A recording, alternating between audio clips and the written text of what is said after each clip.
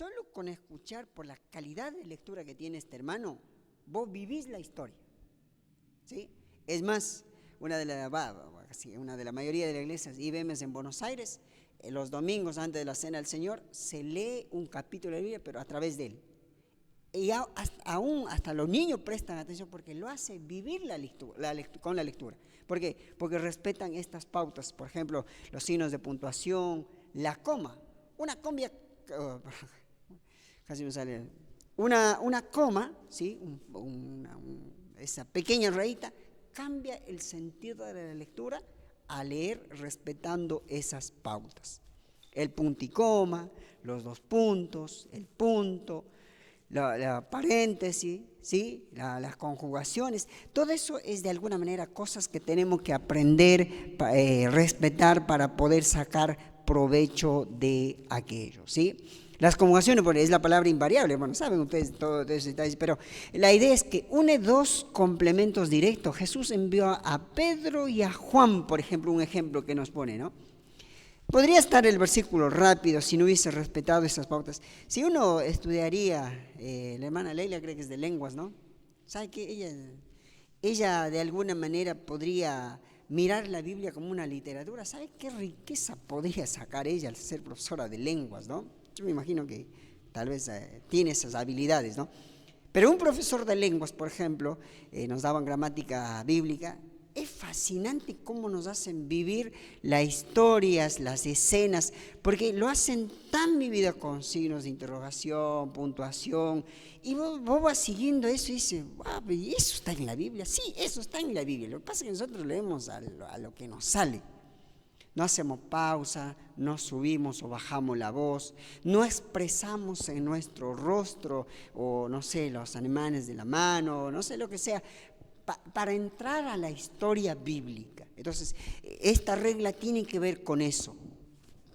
Toda esta regla tenemos que tratar, de las 11 reglas que están en el material, tenemos que tratar de aplicar a un texto de la Biblia.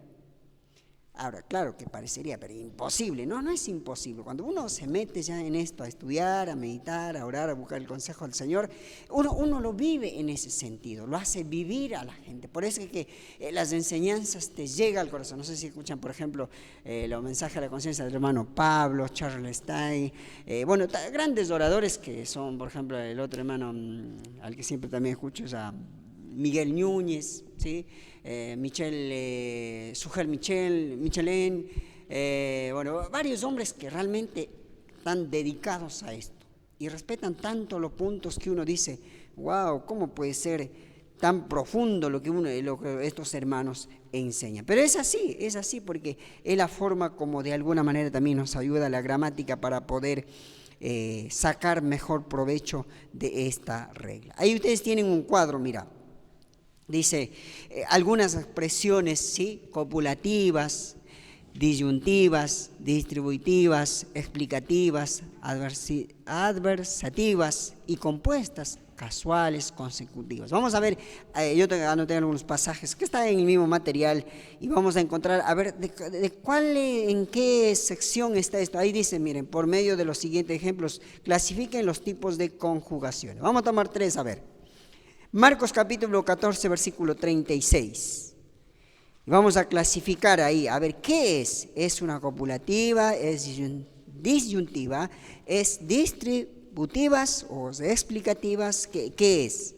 Marcos capítulo 14, versículo 36. El versículo dice así, 14:36. Y decía, Abba, Padre, todas las cosas son posibles para ti. Aparta de mí esta copa, mas no lo que yo quiero, sino lo que tú. A ver, analizando, ¿cuál sería?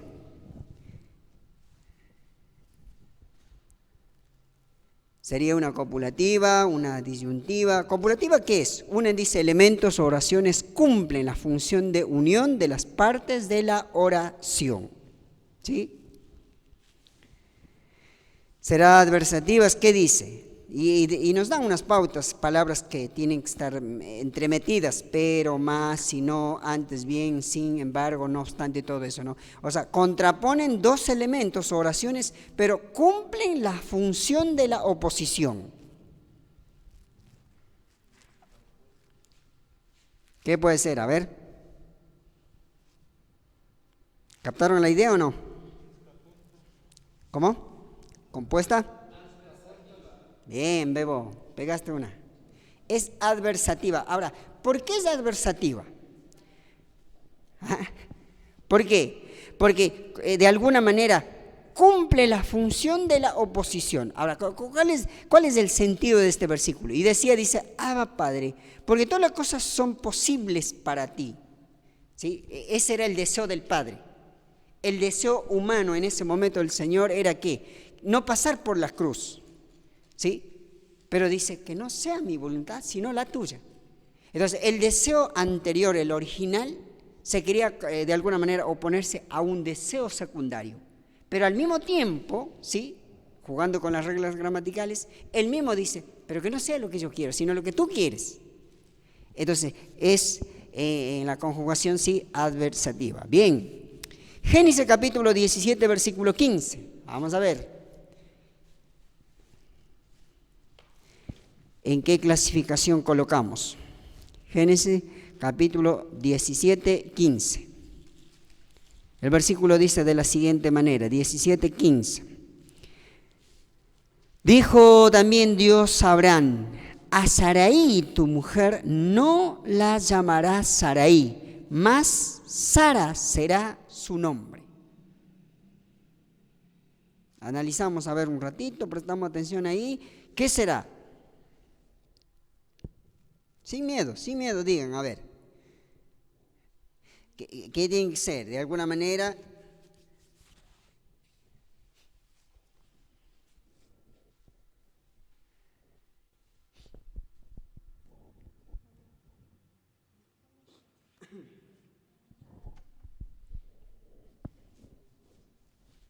¿Ah?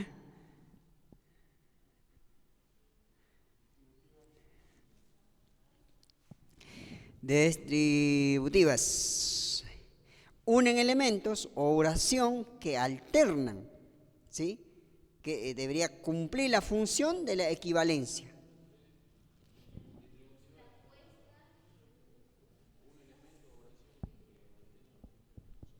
¿Mm? 17:15. Tan cerca, tan cerca.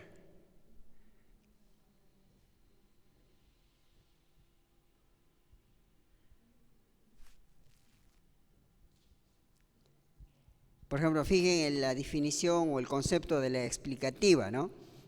Explicativas. La segunda oración o elemento aclara, dice el primero, cumple la función aclaratoria.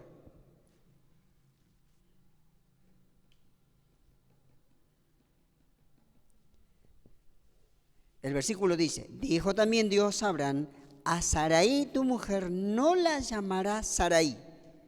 Hubiera sido excelente teológicamente, mas Sara será su nombre. Bien. Explicativa. ¿Por qué? Porque el Señor está como sacando el nombre a esta persona. Dice, ya no lo vas a llamar así. Pero dice, la vas a llamar ahora así. O sea, está explicando la razón por lo que le está haciendo cambiar. Es un texto explicativo. El último, Efesios 2:13.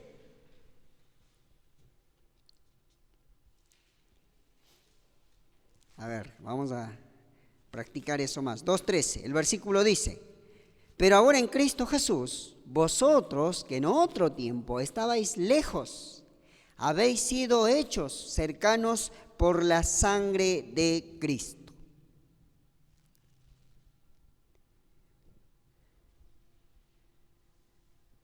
¿Qué será? Una disyuntiva, distributivas, explicativa, consecutiva. Dice, expresa la consecuencia que liga a dos oraciones. ¿Sí? Cumple la función de la consecuencia. Bien, Maru. ¿Por qué? Fíjate lo que dice el versículo. Pero ahora en Cristo Jesús, eso es una afirmación de entrada, ¿sí? Vosotros que en otro tiempo estabais lejos, y ahí cierra la idea de la consecutiva, porque sigue la idea, dice, habéis sido hechos, pero aclara con esta palabrita, cercanos por la sangre de Cristo, ¿sí? Entonces, esto, bueno, algún rato también podemos estudiar si quieren predicación expositiva. Ahí se aprende mucho de esto, ¿sí? No se sale del versículo, sino que uno tiene que razonar, pensar, y en realidad en predicaciones expositivas se aprovecha todos estos recursos, porque es muy difícil tomar estas reglas hermenéuticas cuando uno predica temas salteados, es muy difícil, pero cuando uno agarra un capítulo, se aplica, es más, en realidad sería más fácil de aplicar las reglas hermenéuticas, porque uno se concentra en esa porción. Bien, así bueno, quedan otros pasajes para seguir haciendo ejercicio ahí, sí, quedan otros pasajes más para hacer. Pero bueno, la regla número 6 de hermenéutica tiene que ver de alguna manera, revisar como base de alguna manera las reglas gramaticales. Bueno, el tiempo de gerundio, participio, infinito, el infinito. Y por eso dice, por ejemplo, breve estudio del verbo griego, tiempo, voz y modo. El término o las palabras en griego a veces vienen también pasivos, activos o de en algunos textos originales al menos. Por eso vuelvo a insistir, no soy experto, pero algo se ha aprendido en la vida. El griego tiene que ver también con la limitación de expresiones verbales en algunos casos. ¿Qué digo con eso? En algún momento, por ejemplo, el griego cierra el concepto con 2 palabras para un capítulo, por ejemplo. No te da más margen de esa palabra, pero te abre otra ventanita para seguir desarrollando de otra palabra para todo el capítulo, por ejemplo. Es medio trabalenguas el griego, pero te da unos recursos que uno dice, wow, es imposible terminar el estudio de la Biblia. Bueno, recordemos que es una fuente inagotable. Por eso es que si hoy predicamos Juan 3:16, seguramente hay un bosquejo. Mañana predico Juan 3:16, va a haber otro bosquejo. Y si recurro al griego al menos, voy a traer otro bosquejo. Si voy al arameo, a los otros dialectos originales de aquel entonces, seguramente va a estar. Por eso es que cada predicador va a expresarse a la medida del nivel de preparación que tiene, ¿sí? Entonces, paz hermana, de alguna manera el disfrutar, el tener las reglas gramaticales en nuestro estudio de la Biblia es muy, muy, muy interesante, ¿sí? El verbo, bueno, son cosas de la primaria, que saben, ¿verdad?, la función del verbo, el hecho de aprender a utilizar el verbo en los versículos, saber en qué tiempo, indefinido, pretérito, pasado, son reglas básicas de la vida en realidad, que es muy bueno utilizar. Estamos en regla número 7, hermana Gladys.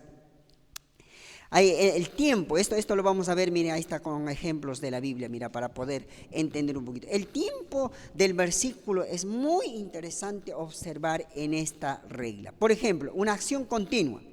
Está escrito para no gastar tiempo buscando ahí, mira. En Juan capítulo 15, versículo 4 dice, como el pámpano no puede llevar, ¿sí?, o seguir llevando fruto si no sigue permaneciendo en la vid, así vosotros si no permanecéis o siguen permaneciendo en mí, dice, no podéis llevar fruto. Eso es el concepto del versículo. Ahora, esto es una acción continua, o sea que para que de alguna manera el hombre, la mujer de Dios siga produciendo, tiene que seguir pegado al Señor. Esa sería la idea. Tiene que seguir manteniéndose ahí. Y esas observaciones en la Biblia es tan importante. No sé si a ustedes les ha pasado en algún momento de su vida, pero por lo menos a mí me ha pasado cuando era niño. A mí me encantaba, por ejemplo, recitar Josué 1:8. ¿Pero por qué me gustaba? Porque me gustaba la última parte del versículo. ¿Qué dice? Para que todo te vaya bien, ¿sí? Ahora, ¿pero qué dice el versículo al inicio de eso? Mira que te mando, que te esfuerces, no temas, no desmayes, y medita y no te apartes y toda la cosa, pero de alguna manera nos gusta el resultado en sí, pero no lo que yo tenga que hacer para que ese resultado se dé. Entonces, el término en el tiempo continuo es tan interesante. Acción completa en efectos continuos. Mira, tiempo perfecto dice acción concluida en el pasado como resultado que continúa en el presente. Por ejemplo, el mismo pasaje, 15:3. Ya vosotros estáis limpios, ya está en el pasado, ¿verdad? Pero, ¿sí? Estáis limpios por la palabra que os ha hablado. Tiempo pluscularmente perfecto. Acción concluida en el pasado como resultado aún aquí, en el pasado. Juan 9:21 dice, por cuanto los judíos ya habían acordado, en este caso, ya habían acordado matar al Señor, no, esto estamos hablando. Ahora, pero en Juan 15:13 dice, ustedes ya están limpios, ya estaban en el tiempo pasado, cuando aceptaron al Señor esas personas ya estaban limpios, pero necesitaban ¿qué? Una poda, una limpia. El Señor utilizaba ejemplos tan sencillos. Acción completa, con el pasaje de Juan 15:7 mismo dice, os será hecho, o 15:8, y seáis así mis discípulos. Tiene que ver de alguna manera una acción indefinida que va a tener lugar en el futuro, pero ¿cuándo? Cuando de alguna manera os será hecho. Es como que dice, va a ser hecho así. Sencillo entender. ¿Qué dice, por ejemplo, en cuanto a las oraciones? Dice, pedid y se os dará. Llamad y se os abrirá. ¿Sí? Buscad y van a hallar. Salmo 5:13. David dice, por ejemplo, me presentaré, esperaré pacientemente.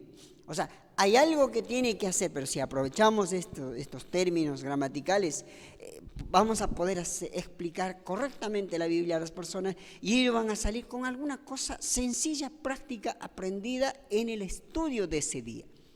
Porque sinceramente un oyente de un bosquejo de 30 minutos, 40 minutos, si nosotros hacemos una encuesta, no se acuerda ni el 10% de todo lo que se les dijo ese día. ¿Saben lo que le queda? Son las conclusiones finales de cada punto que el predicador da, o del versículo, o de los versículos, o del capítulo, llamando la atención al corazón, a la voluntad, ¿sí? A la reacción de la persona. A ver, se me ocurre aquí, Juan 15, por ejemplo, supongo que yo termino de predicar y termino tal vez de esta manera haciendo 2 llamados. ¿Usted pertenece a esa vid? Ya va a quedar sonando esa pregunta en la mente del oyente. No pertenezco. Eso casi como para evangelizar a esta persona. Ahora, supongamos que todos somos creyentes y termino con una pregunta así. Hermano, ¿se nota en su vida que hay frutos? ¿O necesita una poda? Poniendo palabras criollas, es lo más sencillo posible. El cristiano que sale va a decir, yo no he producido nada, no he hecho nada. Mira, tal vez 10 años, 15 años y la vida sigue lo mismo. Entonces, vuelve a la primera pregunta que era muy general tal vez. ¿Pertenezco a la vid? ¿Estoy pegado a la rama, como esta rama a la vid? Y no necesité decir un término teológico en griego, pero me preparé, estudié, analicé el pasaje y le di de alguna manera algo sencillo, algo que le queda ahí. La idea de la hermenéutica es eso, satisfacer la necesidad de la gente. Voz activa, otro de las pautas que nos da, mira, dice que es el sujeto que realiza la acción. Juan 15:2. En esto es glorificado mi Padre, por ejemplo. Esa frase es de alguna manera la voz activa. Dice que llevando frutos, el Padre se alegra, Él se goza. Y yo les llevo a la persona. Su vida, ¿sí? Va a ser glorificada en Cristo. Pero cuando usted haga frutos, ¿ves? Entonces, en ese sentido, voz media indica una acción flexiva, ¿sí? En la que el sujeto realiza, dice, la acción y participa de sus efectos. Esta voz es propia. En Juan 15:26 dice, mira, el Espíritu de verdad, el cual procede del Padre.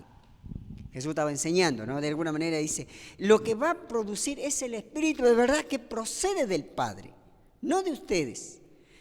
Y cerrando ese pensamiento, acuérdense que el mismo capítulo 15, versículo 16, que dice, vosotros no me elegisteis a mí, yo os elegí, dice. Y resume, en realidad, ese es el resumen del capítulo 15, dice, ¿para qué? Para que llevéis muchos frutos. Pero para eso él vino diciendo, a ver, el que no produce tiene que ser limpiado, tiene que permanecer, tiene que mantener, tiene que guardar mis mandamientos, así serán mis discípulos. Un montón de cosas más. Llega al versículo 16 y el escritor dice, no me elegiste vosotros, yo os elegí. Y yo os elegí, dice, para que lleven fruto. Entonces, cierra ese pensamiento ahí.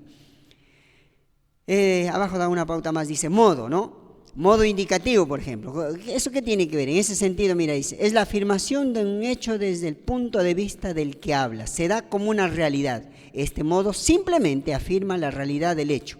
Ahí, por ejemplo, 15:6. Será, o está mal escrito ahí, será echado fuera y se secará y lo recogerán y lo echarán, ¿no es cierto?, al fuego, dice ese pasaje. Modo indicativo, declara o de alguna manera ya lo da hecho, será echado fuera. O sea, la vid, en este caso hablando de ese capítulo, dice la que no produce será echado afuera, será cortado y todo lo demás. O sea, afirma que así va a ser. Modo imperativo, dice, se trata de una orden o invitación. Esto es interesante, mira. Se opone a la voluntad de otros, ¿sí? A la obediencia a la orden, se usa para denotar prohibición y autoridad. Juan 15:4, ¿qué dice? Permaneced, sencillamente. Es una orden autoritaria total, dice, permaneced. Es la clave para llevar fruto, por ejemplo. Entonces, en ese sentido, modo subjuntivo o probabilidad, un montón de cosas dice también ahí, implica cierta duda en cuanto a la realidad de la acción desde el punto de vista del que habla, expresa incertidumbre o una acción que pudiera o debería realizarse. En ese estado nosotros podemos de alguna manera llegar al corazón, por ejemplo, pensando en ese sentido, diciendo, bueno, a ver amigos, ¿qué va a hacer con su vida? ¿Va a producir? ¿O va de alguna manera pertenecer a esa vid verdadera que el Señor está invitando? O sea, vamos a tratar de llevar a la acción, aún utilizando, ¿no es cierto?, la gramática. Bien, regla número 7. Hermenéutica, ¿sí? Distinguir las realidades como Dios lo hace, ¿sí? Uno de los problemas más comunes al estudiar la Biblia o la palabra de Dios es de confundir, dice, las cosas, dándoles a unas el sentido de interpretación que pertenece a otras. Ejemplo, aplicar un principio cotidiano de conducta al del Antiguo Testamento a los creyentes del Nuevo Testamento, ¿sí? O sea, distinguir las realidades como Dios lo dice, lo hace, es importantísimo en la regla número 7. De alguna manera, a veces tratamos de hacer ver que el Antiguo Testamento parecería que no tiene vigencia para la iglesia en este tiempo. Pero profesamos que la Biblia es inspirada desde Génesis a Apocalipsis. Ahora, nosotros lo que tenemos que hacer con esta regla es tratar de alguna manera de ubicar, ¿sí?, cronológicamente, sistemáticamente, teológicamente, en su contexto los libros generales de toda la Biblia para poder ubicar en qué tiempo se tiene que aplicar el Antiguo Testamento bajo la gracia para la iglesia del Nuevo Testamento. Ustedes saben que de alguna manera el Antiguo Testamento, yo siempre he estado con eso, de alguna manera es el fruto del Antiguo Testamento, el Nuevo Testamento, porque no se hace nada en el Nuevo Testamento, por ejemplo Jesús, su ministerio, de lo que no esté escrito en el Antiguo Testamento. Yo por los años ahí estudiando, los años anteriores, uno es ignorante a muchas cosas, no sabía que el esputo, lo que le iban a tirarle entre gargajo, flema, saliva, estaban en Isaías escrito que así va a ser. 900 años antes ya estaba escrito eso. O sea, nadie tampoco, no había ese nivel de enseñanza en mi iglesia donde yo nací, no tenía idea. Bofetadas decían, golpes decían, pero la palabra esputo, mofar, es eso en realidad. Y en ese ahí ya está. ¿Ves? Entonces uno con el estudio va aprendiendo, va mejorando aún el conocimiento. 2, he allí que es importante, dice, reconocer la distinción de la misma palabra. Por ejemplo, son 3 cosas que hay que diferenciar: la ley de Moisés, los profetas y los salmos. De entrada les anticipo, la ley de Moisés no es que a Moisés se le ocurrió tampoco él crear la ley, no, Dios le mandó. Pero era una ley limitada. No recuerdo el número exacto, pero en Mateo está un versículo que él mismo dice, yo no vine a abolir a la ley. O sea, no vine a sacar la ley, yo vine a cumplir, dice. ¿Sí? Pero dice, pero yo os digo. Mas vosotros, dice, habéis oído. Por ejemplo, ¿cuál era la actitud en cuanto a los enemigos? Dice, bueno, había que rechazar a los enemigos. Dice, tienen que orar por ellos. Por los que persiguen, tienen que amarlos, dice. Yo os digo, dice el Señor. Por eso, la ley no fue de alguna manera abolido en sí las leyes de conducta, las leyes civiles, las leyes de convivencia, las leyes aún de la vida social. No fue abolido por el Señor. Lo que sí abolió es la ley espiritual que pesaba sobre la humanidad, por ejemplo, la condenación eterna para ir al infierno. Eso sí abolió, pero también ¿cómo abolió? No abolió como por los sacrificios que el Antiguo Testamento se practicaba, sino más bien con su propia vida en la cruz. Colosenses, un libro apasionante, también dice, clavó todas las actas que pesaba sobre eso. Entonces, por ejemplo, la ley de Moisés, los profetas de alguna manera es interesante, porque los profetas tenían una función muy particular. Dios quería decir algo al pueblo, Él lo hacía de una manera muy particular. Tomaba a Juanito, profeta, le decía, esto quiero que vayas y digas. Ese era el mensaje, por decir así como si hoy seríamos modernos, memorizaba el profeta y iba y decía, eso era todo lo que tenía que decir. Pero después dice los salmos. Con los salmos es muy interesante el estudiar los salmos o los libros poéticos en realidad. Eran vivencias y de alguna manera preceptos o preceptos más, de alguna manera, que debía practicar el judío, el hebreo en sí. Y tan devotos eran que ellos dijeron, no, vamos a hacer un cancionero, vamos a cantar los salmos. Porque para ellos era más, de alguna manera, de expresar. Y ahí se juega mucho con el tema de la danza, por ejemplo. Pero si ustedes se fijan, no hay una danza dentro de 4 paredes. Siempre fue la danza fuera de la... mira el detalle, ¿no? Fuera de la ciudad cuando se volvía de una batalla. Entonces ellos dijeron, los salmos vamos a expresar con dichos, hechos, danza y cancionero. Algún rato se puede estudiar esos temas. Ejemplos, por ejemplo, en la ley de Moisés, Génesis capítulo 3, versículo 15, dice, se encuentra la promesa de la simiente de la mujer de la cual vendría el Redentor, por ejemplo. Hablando de los profetas, en Isaías 9, 6, se encuentra la primera referencia al nacimiento virginal de Jesucristo. Aparte describe el carácter de la persona y la obra del Mesías. Esos capítulos, desde el capítulo 9, versículo 6, es un pasaje muy interesante. En los Salmos 21, capítulo 22, versículo 1, después saltando 18, dice, al comparar este pasaje con Mateo 27, 35, hasta 46, notamos que se refiere a la crucifixión de Jesús. Ahora, es interesante, buscamos, mira, hacemos una comparación. Salmo 22. Salmo 22.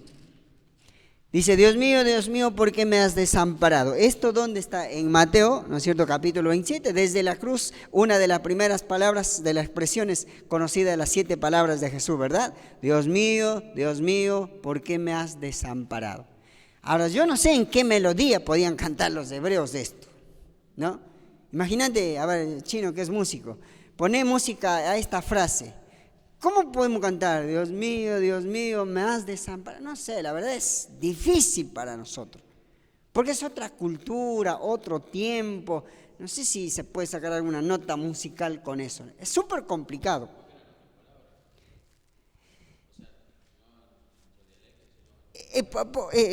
Sí, está bien, Pablo. Posiblemente dicen que de alguna manera no había estos signos en este caso, de preguntas, sino que eran escrituras generales, ¿sí?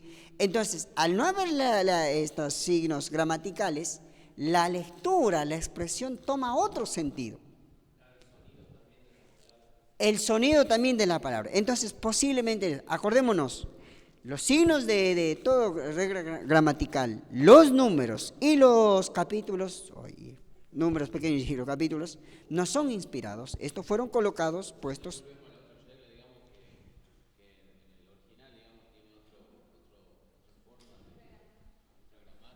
Otra gramática. Bien,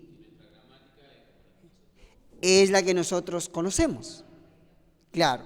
Ahora, fíjate, por ejemplo, no sé si cantan acá el Salmo 18, me acuerdo que cantábamos en nuestra iglesia, en Ecuador, ¿no? Pero donde yo me crié. Te amo, Jehová, fortaleza mía. Te amo, Jehová, fortaleza mía, roca mía. No sé, bueno, cantando, pero más o menos esa era la idea.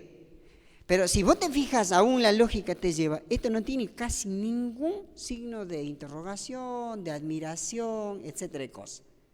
O sea, son detalles para observar, para darnos cuenta la importancia de eso, cómo los judíos aprovechaban en cuanto a los árabes. Pero bueno, notamos cómo el pasaje de Mateo 7:35 al 46, todo que se refiere al Señor. Aquí vamos a pasar rápido porque solo, mira, esto ya es conocido. Cristo en cada libro de la Biblia, miren. Génesis, Cristo el Redentor y la simiente de la mujer, y ahí están los pasajes para que lean. Éxodo, el Cordero de Dios. Levítico, nuestro sumo sacerdote. Números, la estrella de Jacob. Deuteronomio, el profeta semejante a Moisés, ¿sí? Josué, el príncipe del ejército de Jehová, y así sigue, miren, todo lo demás, salmos, el hombre bienaventurado, 2 del Hijo de Dios, y ahí todos los salmos que se refieren, mira, a Jesús de muchas maneras. Bueno, en los salmos se repite varias veces el crucificado, el buen pastor, el más conocido, Salmo 23, el rey triunfante, Salmo 24, el rey gobernante, Salmo 150.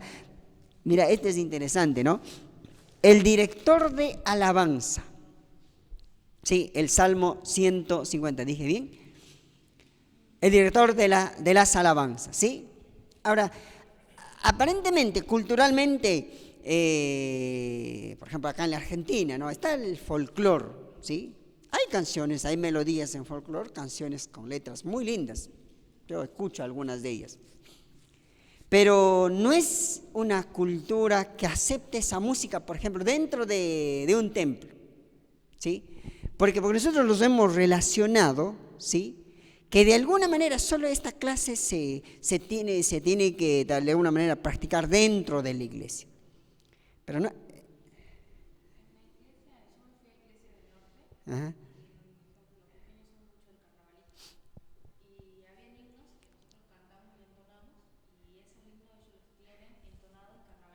En esa melodía. Ah.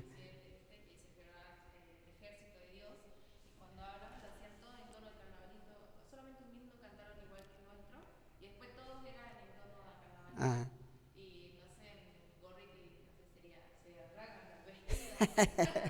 Claro. Pero ¿por qué? Porque en realidad es una falta de información, de aprendizaje, el tema de la música, porque es una expresión cultural. Me expreso bien, ¿no? Una expresión cultural. Estamos diciendo que la cultura, por supuesto, que no tiene que pasar sobre la enseñanza de la Biblia. Pero lo que a veces ha hecho el europeo, porque el europeo ha traído el Evangelio acá, es que han impuesto su melodía para las iglesias. Ellos no han respetado lo que se llama hoy el contexto, de alguna manera misionero, por decir así, moderno de hoy. Hoy las agencias misioneras prohíben, ¿sí?, que cambie el ritmo, la vestimenta, me refiero a cosas extremas, ¿no? A costumbres ancestrales, si no afecta a la doctrina básica. Hoy se trabaja así con las agencias misioneras, porque es sacarlo de ellos, porque ellos no conocen la melodía que nosotros cantamos, por ejemplo. No tienen idea ellos, ¿sí? Ellos alaban a Dios de una manera, yo digo, hermanos, hasta más sincero que nosotros, porque nosotros lo hemos imitado a alguien. A ellos les sale del corazón, pero nosotros, por decir así, modernizados, creemos que tal vez el golpecito del tambor, ¿cómo va a agradar a Dios eso? No, capaz que ese tamborcito, ese golpecito que hace, lo hace con un corazón puro. Yo lo hago la guitarra porque quiero que me vean. No sé si me explico, ¿no? Entonces, cuando encontramos, por ejemplo, ese Salmos, es de alguna manera representado al Señor ahí, ¿no? Como el director de la alabanza. Porque Él dice, alabe todo lo que respire. Y alaben con esto, dice, ta, ta, ta, ta, ta, todas las cuerdas, bueno, músicas con cuerdas de viento en realidad. Bien, Proverbios, ¿cómo presenta? La sabiduría personificada. O sea, es Dios de alguna manera como dramatizado, diciendo, mira, soy esto, soy esto, soy esto. Bueno, ahí sigue Eclesiastés, el sabio olvidado, Cantares del amado, Isaías el siervo sufrido, nuestro sustituto, Jeremías el renuevo justo, Lamentaciones el varón de dolores, Ezequiel el hombre sentado en el trono, ¿sí? ¿Se acuerdan el libro de Ezequiel? Muy, muy interesante, ¿no?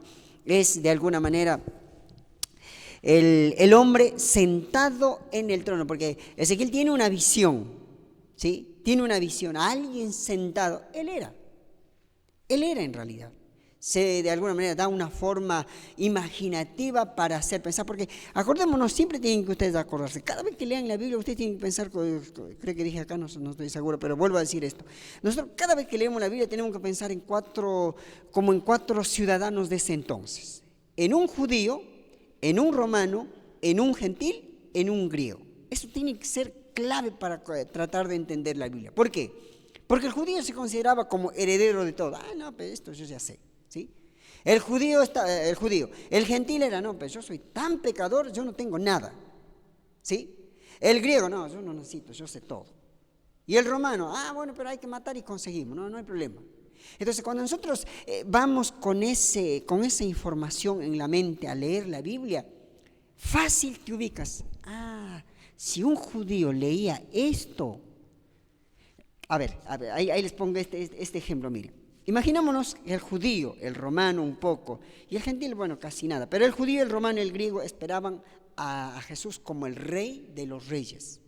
Porque esa era la promesa del Antiguo Testamento, que lo iba a liberar, que lo iba a sacar de dolores, de todo.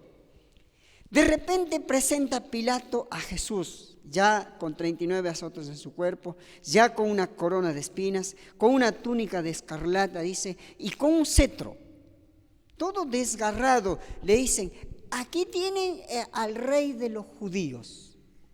Ahora, imagínense emocionalmente, ellos habrán dicho, pero ¿cómo puede ser nuestro rey que no se puede defender? ¿Sí? Yo me apasiono en este tema porque justo estamos estudiando Marcos nosotros de todas esas partes. Es de alguna manera algo ilógico a la mente de la multitud de ese entonces decir, ese hombre miserable, ¿cómo va a ser nuestro rey? Y dice que va a salvar al mundo. Mira, no se puede salvar él. ¿Me explico? Entonces, en ese sentido es que en Ezequiel se le presenta, ¿no es cierto?, al Señor como el hombre sentado en el trono. Pero para el judío, para el gentil, para el romano, eso era, no entraba a la cabeza que uno que no se podía defender iba a ser no solo rey, sino que salvador de todos. Eso era imposible. Por eso es que muchas veces caemos en ese error de juzgar a los judíos. Pero si nosotros hubiésemos estado ahí, hubiésemos juzgado igual. Porque la lógica nuestra nos llega a entender que Marcos mismo presenta pues a él como el rey, pero como el rey siervo. ¿Qué lo genera? ¿Dónde han visto a un rey servir a la gente? No, él tiene un montón de gente que lo sirve. Jamás se ha visto en la historia que un rey sirva. Por eso es que cuando, por ejemplo, el rey Carlos, entre comillas, digamos rey, de Europa, cuando él hace alguna obra de caridad, qué sé yo, no sé, le toca a una mujer, a un niño, todo el mundo se asombra, ¿sí? Publican en las redes. Porque no es natural que el rey haga eso, no es común.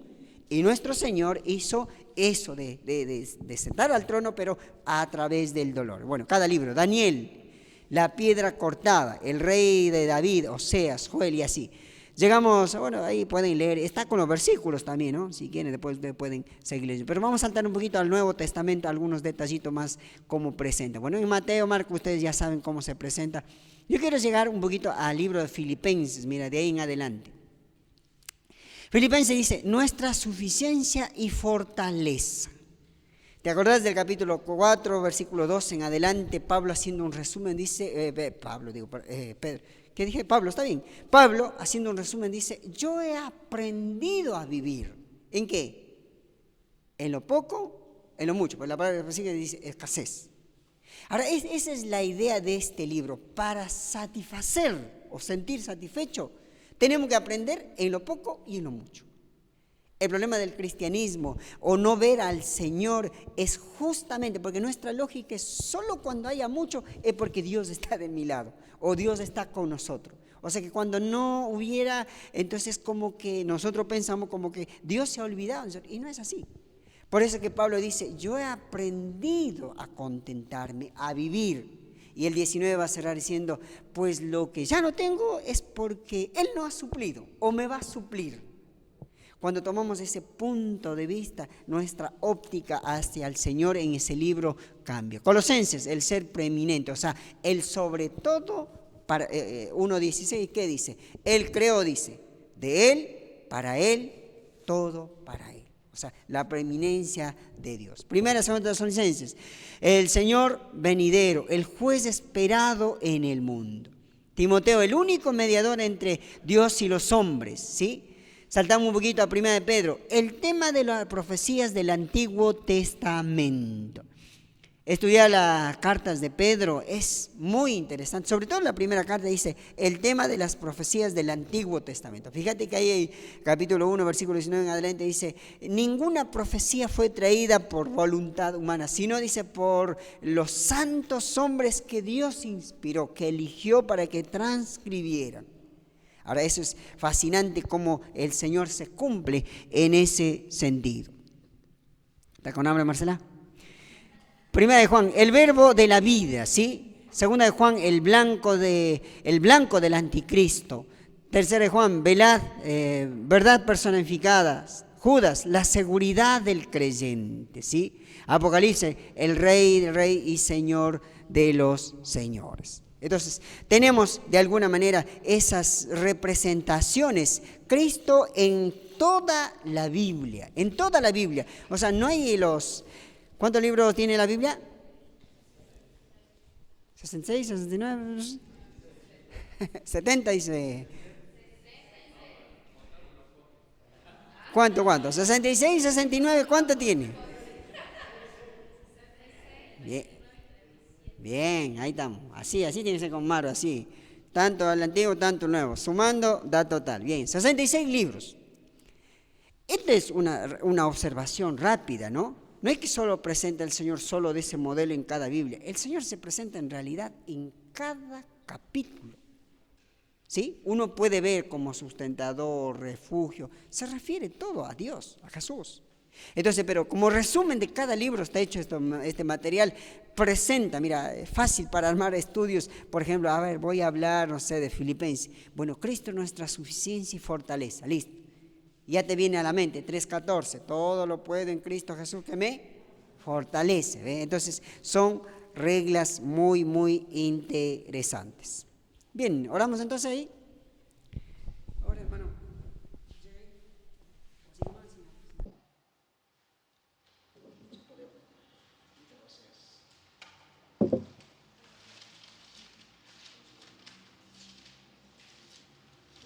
¿Alguien llegó? ¿Quiere leer? Capítulo 11, versículo 1.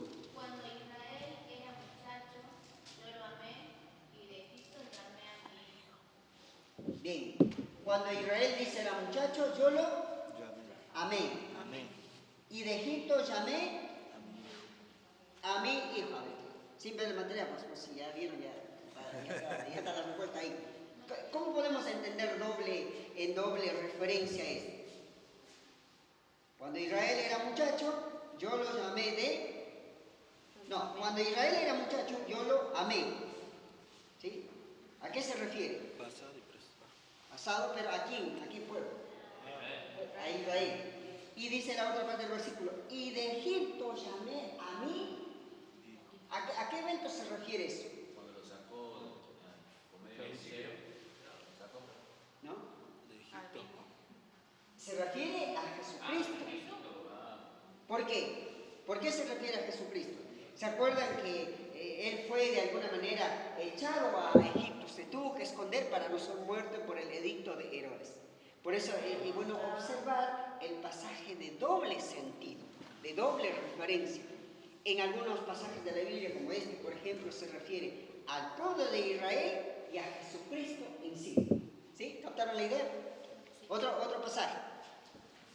¿Sí, Marcela? Ah, bien. Otro pasaje. Mateo capítulo 2, versículo 13 al 15. Vamos a ver, mira. Mateo capítulo 2, versículo 13 al 15. El versículo dice así. 13 al 15. Después que partieron de ellos de aquí, un ángel del Señor apareció en sueños a José y dijo: levántate, toma al niño y a su madre, y huye a Egipto, y permanece allá hasta que yo te diga, porque acontecerá que Herodes buscará al niño para matarlo. Y él, despertando, tomó de noche al niño y a su madre, y se fue a Egipto, y estuvo allá hasta la muerte de Herodes, para que se cumpliese lo que dijo el Señor por medio del profeta, lo que leímos hace rato, Oseas, que dice ahí: cuando dije, de Egipto llamé a mi hijo. ¿Ves? Entonces acá tenemos de doble referencia, ¿no? De Egipto llamé a mi hijo. Se refiere, dice, a Jesucristo. Este evento ocurrió cuando la familia de Jesús, regresó después del edicto esto que había levantado. En Oseas parecería como que se refiere solo al pueblo de Israel, pero no es así, sino que la segunda parte del versículo se está refiriendo a nuestro Señor Jesucristo. Hay unas expresiones que dice Dios también: son mis hijos al pueblo de Israel, pero lo dice en un contexto muy distinto, no referente. Ahora, ubiquémonos un poquito en la división de la Biblia. El libro de Oseas, ¿en qué nivel está clasificado? ¿Profetas mayores o menores? Menores. Y ahí nos da una pauta de que se hace una referencia menor. Menor en el sentido a Israel, pero no a la profecía del Señor. O sea, creo que les dice nudos y nubes en la cabeza. Pero bueno, esa es la regla hermenéutica, ¿sí? Para poder entender cada pasaje. A ver, otro ejemplo hacemos. Deuteronomio, capítulo 15, 18 al 19. Vamos a ver, mira. Este es otro pasaje para poder captar. El libro de Deuteronomio, capítulo 15, dijimos 18 y 19. Mira lo que dice: no te parezca duro cuando le enviares libre, pues por la mitad del costo de un jornalero te sirvió 6 años. Jehová tu Dios te bendecirá en todo cuanto hicieres. Sí, 19. Consagrarás a Jehová tu Dios todo primogénito macho de tus vacas y de tus ovejas. No te servirás del primogénito de tus vacas, ni transcriarás el primogénito de tus ovejas.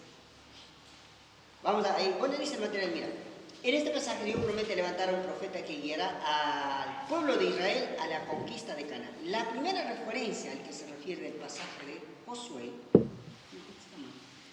los hechos relatos de Dios, no, está mal este pasaje. No es ese pasaje, se me pasó ahí la escritura. Sí, está malito. A ver, vamos a explicar así.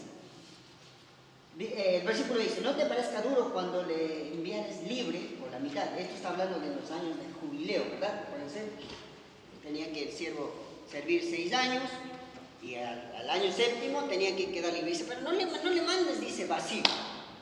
¿Por qué? Porque dice, por mitad de precio te sirvió 6 años. Así que el siervo tenía que salir recibiendo en realidad. Este es un pasaje doble sentido. ¿Por qué?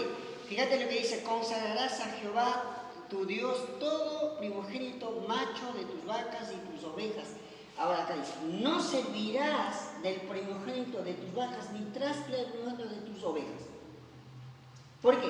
Acordémonos que el pueblo de Israel era mandado, aún en la liberación de ellos, el primogénito, ¿no es cierto?, para que no mueran sus hijos. ¿Qué tenían que hacer? Matar un cordero, poner la sangre en el dintel de la puerta. Ellos tenían esa ley y esa costumbre. Pero en el sentido, ¿sí?, secundario, podemos decir de alguna manera, es que el primogénito, ¿sí?, no te servirás, ¿sí?, o sea, no será para ti. será para algo, para consagrar, para entregar a Dios. ¿Sí? Y acordémonos con el Bautista, 1:29 dijo, aquí el Cordero que quita el pecado del mundo. ¿Sí? Bien, y así quedan otros pasajes más. Miren, ese es el principio de doble referencia. ¿Sí? Hay muchos pasajes en la Biblia. Cuando habla de doble referencia, ¿puede hablar de dos cosas diferentes? Dos cosas diferentes, personas o cosas, o en un evento, claro, en un evento primario y secundario. Pero puede estar direccionado para los dos. Puede estar direccionado en los dos sentidos. ¿No es solo profético, digamos, la referencia? ¿O No. Siempre incluye lo profético? Siempre incluido la profecía. Incluido la profecía. Bueno, siempre incluido en la profecía. Siempre incluido la profecía. Siempre incluido. Porque las referencias siempre son en el pasado, en el futuro, primario o secundario. Puede ser persona, evento o una situación. ¿Sí?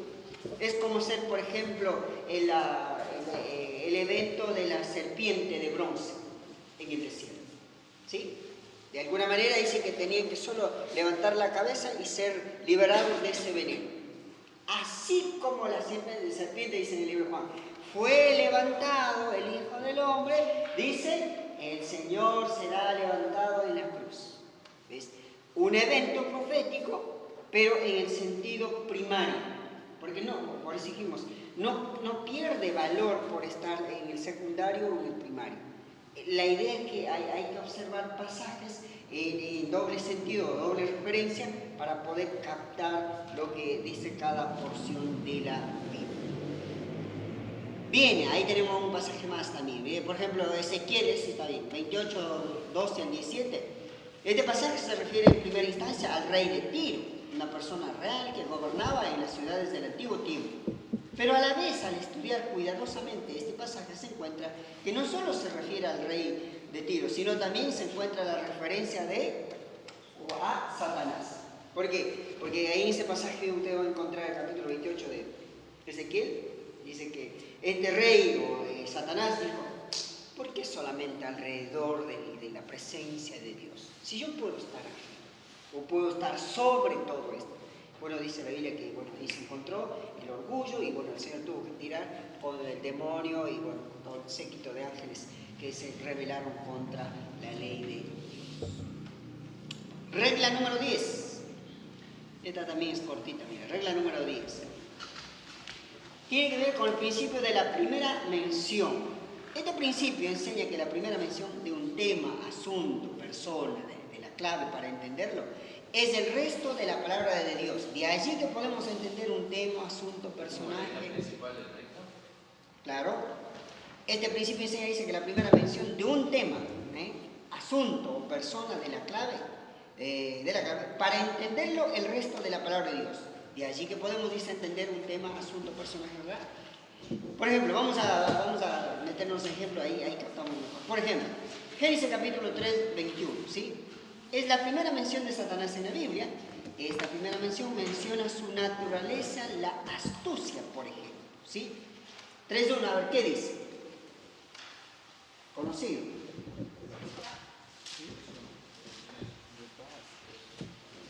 Fíjate lo que dice, ¿no? Pero la serpiente era astuta. Era astuta más que todos los animales del campo. O sea que había otros animales más, estamos seguros de eso. Pero él dice que era la más astuta. Ahora, la primera mención en este capítulo, por ejemplo, es la de Satanás, pero con una astucia. Ahora, fíjate que Pablo no utiliza esta palabra, dice, pero no nos olvidemos de sus maquinaciones. Pedro no va a tomar en ese sentido, sino que va a decir, va a poner otra figura más clara, tal vez posiblemente dice, es como un león rugiendo.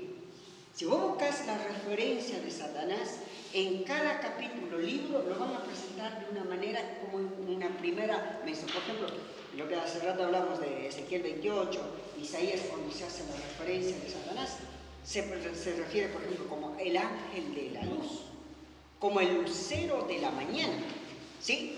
Pablo en Corintios va a decir, aún pueden, dice, hacer bajar fuego de los cielos, ¿sí? Entonces, muchas veces, de alguna manera, la primera mención es como que nos abre el camino para tratar de entender en ese sentido cómo podemos encontrar la referencia de esta persona o de esa situación. La primera situación. mención es, o sea, serpiente es la primera mención, o es la idea del pasaje.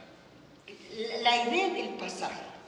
En este caso, la idea del pasaje, porque acá nos dice, por ejemplo, nos dice el versículo, el diablo era astuto. Lo que acá está diciendo es, la serpiente era astuta. Pero nosotros ya sabemos que Satanás va a tomar a la serpiente como un medio, como una cosa, ¿para qué? Para introducir el pecado, por ejemplo. ¿Sí? Ahora, Satanás es comparado a lo que decíamos de Pedro, por ejemplo, como un león. El león no es el diablo. Es una figura que lo tomamos. El ángel de luz no es el diablo, porque su primera referencia a Satanás era el ángel de luz. Después se torna, hoy podemos decir el ángel maligno, pues. Entonces, no se refiere necesariamente a un persona, por eso dice persona, cosa, ¿sí? En este caso hace una descripción de Satanás que era, dice como, en este caso la serpiente era astuta, dice más que todos los animales del campo que Dios Jehová dice, la cual dijo la mujer, con que Dios os ha dicho, o sea, allá cambia el sentido, pero el primer sentido es que era un animal astuta. Y bueno, Satanás es astuto, sabe por dónde atacar. Y bueno, pasa la descripción en ese sentido. Y ahí detalla, mira, un poquito más, dice, se encuentran las primeras palabras de Satanás, ¿sí? Personificado en una serpiente en este caso. Con que Dios os ha dicho que no comáis del árbol, ¿sí? Esto muestra que la actividad básica de Satanás es oponerse a la palabra de Dios. No fue y le propuso y dijo, mira, come este árbol y así va a ser, sino que lo trabajó, yo digo así a la cabeza, ¿no? Con que os ha dicho que no podéis comer. Y la mujer siguió la conversa. No, sí podemos comer. Lo que no podemos comer es de ese árbol. No, pero mira, si vos comes de ese árbol, vos vas a ser como Dios. O sea, no trabajó directo a la acción, trabajó al corazón, a la voluntad, a las emociones. Fue seduciendo a interesarse o querer de alguna manera identificarse como Dios. Que la intención posiblemente era buena. Coré, por ejemplo, cuando se rebela contra la autoridad de Moisés en ese momento que Dios había puesto. Si nosotros tomamos un fragmento de ese evento, podemos decir, no era nada malo en querer escuchar él también la voz de Dios. No era nada malo. Porque la pauta que él pone, ¿qué es? ¿Por qué solo Dios tiene que hablar con Moisés? O sea, si lo tomamos ligeramente, podemos decir, es buena la intención. Dios podría hablar también a mí. Parecería buena. Pero cuando uno va analizando, no era esa la cuestión. La cuestión que Coré y todos sus ejércitos no querían que Moisés los lidere, no querían que Moisés los ordene, los guíe. Ya no era interés de querer que Dios le hable, era orgullo en el corazón por no someterse. Bueno, ustedes conocen la historia. ¿Ves? Entonces, la primera intención en este caso. Ahí seguimos. Génesis 3:4. Se menciona la primera mentira de la Biblia y salió de los labios de Satanás, lo que muestra el método fundamental de sus acciones, la mentira en todos los modos y maneras, ¿sí? Ahora, fíjate, saltando a Mateo 4:3, conocida esa escena también, encontramos la serpiente, las primeras palabras de Satanás en el Nuevo Testamento. ¿Cuál era? Si eres hijo de Dios, di, mostrando nuevamente el carácter de Satanás, o sea, oponerse, astuto, oponerse a la palabra de Dios que dijo. Si era el hijo amado, de alguna manera, conoce la historia, ¿no? ¿Por qué tienes que pasar hambre? Si eres Dios, si eres el hijo de Dios, convierte esa piedra en pan, come, todos quedamos tranquilos. Vos me demostras poder, ¿sí? Y yo compruebo que eres el hijo de Dios, que tienes poder para hacer. Si nosotros también lo tomamos ligeramente, sería, era la oportunidad para demostrar que era el hijo de Dios, ¿sí? Y sacamos una reflexión para nosotros. Muchas veces es lo que hace Satanás de alguna manera con nuestras vidas. Una vez no pasa nada. Estás solo. ¿Sí? Sabes que después puede conversar y poder continuar. ¿Ves cómo Satanás siempre trabaja a lo que nosotros ya sabemos, a lo que nosotros ya conocemos? Satanás jamás ha traído algo nuevo para revelar, jamás. Todo ha imitado. Él quiere formar también la Trinidad, aún en la tribulación. Hoy también. O sea, jamás en toda la historia bíblica vamos a encontrar algo nuevo que haya traído Satanás para la humanidad. No. Todo es imitación del plan original que Dios ya hizo. ¿Ves? Entonces, en ese sentido, el que dijo, si eres hijo de Dios, di que esa piedra se convierta en pan y satisface tu hambre. No dijo, dame a mí, yo quiero probar cuál es el poder que tienes en convertir pan y bueno, pues después se sedujo por los ojos y el poder, etcétera, etcétera. Cerrando ahí dice, mira, Lucas 2:49, son las primeras palabras de Jesús. Ahora, ¿no? Dice, estar en los negocios de su Padre. Y esta es la clave de toda su vida y ministerio. ¿Se acuerdan de esa escena? En Lucas capítulo 2, versículo 49. ¿Se acuerdan de esa escena, no? Jesús había quedado en Jerusalén cuando subió al templo a los 12 años. Y sus padres volvieron, dice que en camino de 3 días volvieron. Encontró con todos los sátrapas de aquel entonces sentados. ¿Por qué, hijo, nos has hecho esto? Eso dijo María, literalmente. Se olvidaron que yo tengo que estar en los negocios de mi Padre. O sea, ahí no hay rebeldía de parte de Dios, de Jesucristo, perdón, una expresión, Jesucristo. No hay rebeldía, no hay oposición a la autoridad de los padres. Él lo tenía clarito, que él tenía que estar ocupado en los negocios del Padre. ¿Ves? Entonces, eso fue de alguna manera la primera acción, palabras del Señor, públicas, por decir así, teológicas. ¿Sí? A los 12 años. Y eso lo hizo toda su vida. Capítulo 4 del Evangelio de Juan. Dice que estaban cansados, él se quedó ahí en el pozo, los discípulos entraron a la ciudad a buscar comida. Cuando volvieron, estaba platicando con esta mujer y bueno, dijo, bueno, parece que se devolvió. ¿Tienes que comer? No, yo ya comí. ¿Esta mujer le trajo comida? No, el hacer la voluntad de mi Padre, dice, esa es mi comida. ¿Ves? Entonces, pronunció estas palabras en su ministerio, al inicio de todo, terminó así, termina en la cruz diciendo, Padre, que se haga tu voluntad. Entonces, vemos de alguna manera principios de la primer mención. A ver si captaron esto, ¿no? Por eso, vuelvo a leer el concepto que está escrito. Este principio enseña que la primera mención de un tema, asunto o persona de la clave es la clave para entender el resto de la palabra de Dios. Hay que observar bien de quién está hablando, de un personaje, de un evento, de una cosa, de Jesucristo, de Satanás, de pecado, ¿de qué está hablando? Cuando yo capto eso primero, puedo empezar a estudiar y sacar un buen estudio en ese sentido. Regla número 1 es el último. La regla del principio del intervalo. ¿Qué significa esto? Este principio afirma, dice que en ciertos pasajes se mencionan 2 eventos que están separados por un largo intervalo, que no está mencionado. No entender este principio determina que se interpretan 2 sucesos o acontecimientos como simultáneos o sucesivos, cuando en realidad existe un periodo de tiempo entre los dos. Vamos a buscar esos ejemplos que nos deja. Primera de Pedro, capítulo 1, versículo 10 al 11. Y los 3 pasajes vamos a buscar. Y con eso vamos terminando, ¿sí? Y Lucas 1:33 y Juan 5:28 al 29. A ver, ¿quién tiene primera de Pedro? Por lo cual, hermanos, procurad hacer firme vuestra vocación y elección, porque haciendo estas cosas no caeréis. Primera Pedro 1:10. Los profetas que profetizaron de la gracia destinada a vosotros inquirieron diligentemente, indagaron acerca de esta salvación, escudriñando qué persona y qué tiempo indicaba el Espíritu de Cristo que estaba en ellos, el cual anunciaba de antemano los sufrimientos de Cristo y las glorias que vendrían tras ellos. ¿Eso no? Sí, eso es. Bien. Si nosotros miramos, el versículo 11 sobre todo, ¿no? Pero adelante, bueno, pero el 11. Escudriñando, mira, qué persona y qué tiempo indicaba el Espíritu de Cristo que estaba entre ellos, el cual anunciaba de antemano los sufrimientos de Cristo y las glorias que vendrían tras ellos.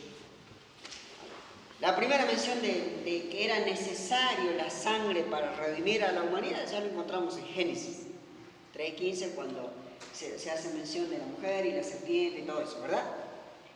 Parecería que se perdiera en algún libro del Antiguo Testamento esta obra de sangre para salvar a la humanidad, pero hay un hilo finito, yo lo llamo así, un hilo finito rojo que pasa por todos los libros, ¿sí? Y tal vez en el libro de Josué aclara un poco más, es como que yo lo llamo así, como que brilla esta luz. ¿Por qué?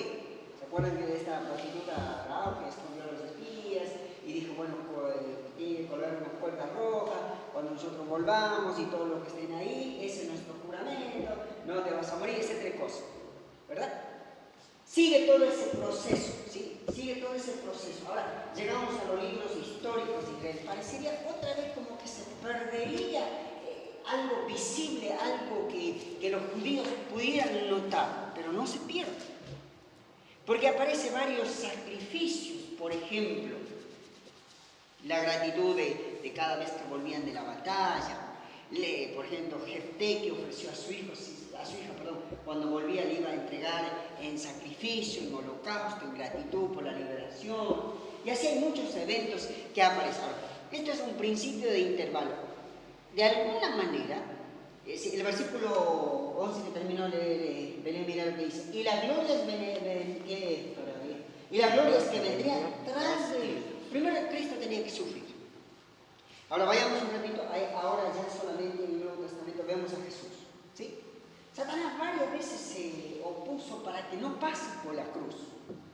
Ya ahí en los 40 días del ayuno, Satanás quería que sea poderoso, gobernador de todo, pero sin pasar por la cruz. En el huerto de Getsemaní, ¿sí? Va a pelear, va a luchar el Señor en la parte humana, no querer pasar por la cruz. Porque su cuerpo sabía lo que le esperaba. Media hora después, lo azote, los 39 azotes, los clavos y un montón de cosas que iba a vivir. Humanamente, él dijo, Señor, Padre, no quiero esto. Pero espiritualmente, él sabía que había un intervalo más que tenía que pasar por ahí. No sé si me capto, ¿no? Él no quería ver la espalda de Dios el Padre cuando el universo oscureció, cuando el peso del pecado iba a ser puesto en él. Él no quería experimentar eso.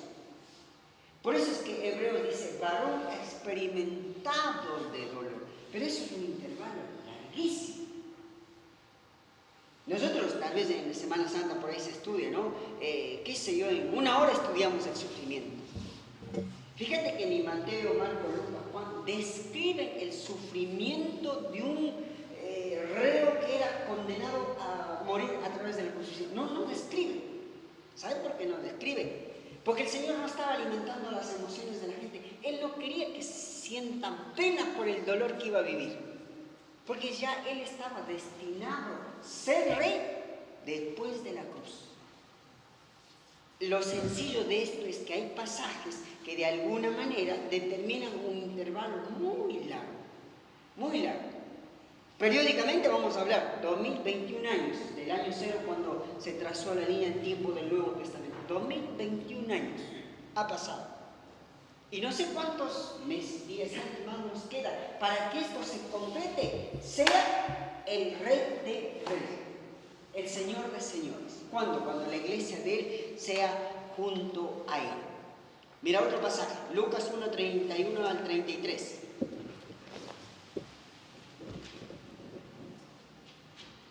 ¿Quién tiene? Y ahora concebirás en tu vientre y darás a luz un hijo y llamarás su nombre Jesús. Este será grande y será llamado Hijo del Altísimo, y el Señor Dios le dará el trono de David su padre, y reinará sobre la casa de Jacob para siempre, y su reino no tendrá fin. Gracias, Marcela. Ahora, está hablando de su nacimiento, ¿verdad? Pero separado por un intervalo, volvemos a lo mismo, 2021 años hasta la fecha de hoy. Él dice que va a ser el rey, será permanente, sobre todo Israel, sobre todo Judá, pero hoy no lo es.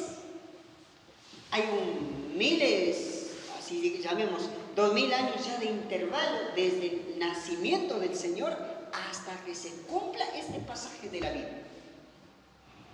será el rapto, pasará los 3 años y medio de la tribulación, la gran tribulación, vendrá el milenio, ahí establecerá su reino sobre todo el universo. Pero no es en todo, ustedes saben eso, ¿verdad?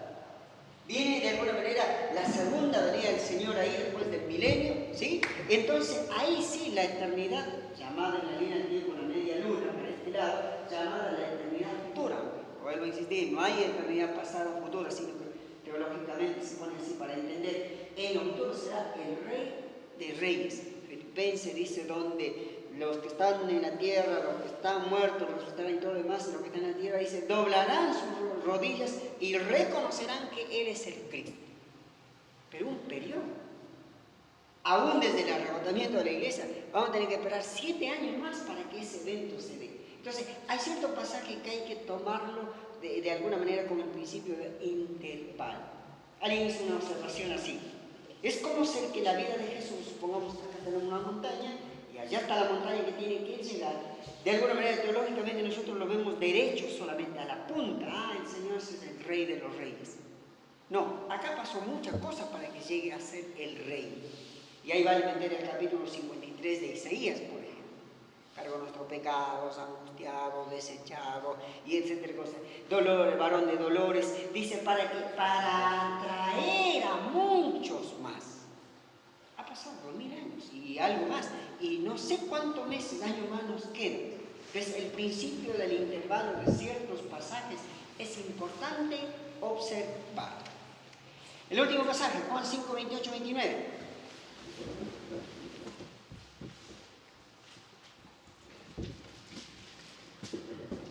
¿Quién tiene? No se asombren de esto, porque viene la hora en que todos los que están en los sepulcros oirán su voz. Y saldrán de allí los que han hecho el bien resucitarán para tener vida, pero los que han practicado el mal resucitarán para ser juzgados. Si nosotros tomamos el pasaje, parecería que estuviera hablando de una resurrección simultánea. No se preocupen, van a resucitar. Pará. Adán ya está más de 8000 años sepultado. ¿Sí? El hermano Juanito hace 50 años que está sepultado, pero todavía no ha resucitado. Pará, yo capaz que me muero mañana y voy a estar sepultado 10, 15, 20 años, yo no sé. Hay un intervalo, ¿sí? Hay un intervalo en esto, por eso dice, menciona de 2 resurrecciones como si fueran simultáneos. Pero el contexto general de la palabra dice, indica un tiempo de separación entre ambas. Por eso es que el Señor, el Señor a través de Pablo, tomando el capítulo 15 de Primera de Corintios, dice, a ver, ¿dónde está tu poder? La muerte, el aguijón, el dolor que causaba la muerte. Dice, ¿por qué no? Porque los muertos en Cristo, dice, resucitarán, tomarán un nuevo cuerpo. Ahora, pero eso es un intervalo. Les llevo a otra escena, ahí está Jesús, ahí con Marta, María, su amigo Lázaro murió hasta 4 días, y le dice, Marta, ¿vos crees que hay resurrección? Claro, eso sí, yo creo, en el día postrero, porque todos los judíos sabían que había resurrección. No, María, no, si vos crees, hoy va a resucitar. Y dice que se fue para el lugar donde había sido sepultado, pero ellas no sabían que iba a resucitar en ese momento. Ellas pensaban que era su amigo, como ya había llorado Jesús cuando escuchó esta noticia. No, se va a llorar por el amigo, acompañémosle. Y Jesús públicamente dice, Lázaro, sal de ahí. ¿Ves? Entonces, a veces hay principios de intervalo, hay que saber observar los pasajes. Hay algunos pasajes que ya se cumplieron, otros se van a cumplir, y el principio de intervalo es clave en la hermenéutica. Cuando no se respeta eso es que se distorsiona y se dice cualquier mejor, pero menos que la palabra de Dios. Bien, pregunta. Algún momento, por ahí, estudien otra vez hermenéutica, tal vez no sea este material, no se sorprendan que algunas escuelas teológicas abarcan 15 reglas. ¿Sí? No se sorprendan, no es que es material único, no. Hay otras escuelas que sostienen 15 reglas hermenéuticas. ¿Sí? Así que les anticipo eso alguna vez. Puede que estudien por ahí, ya el hermano dijo que había solo 11. Algunas escuelas sostienen 15 reglas. Nosotros nos manejamos con estos 11 reglas de hermenéutica.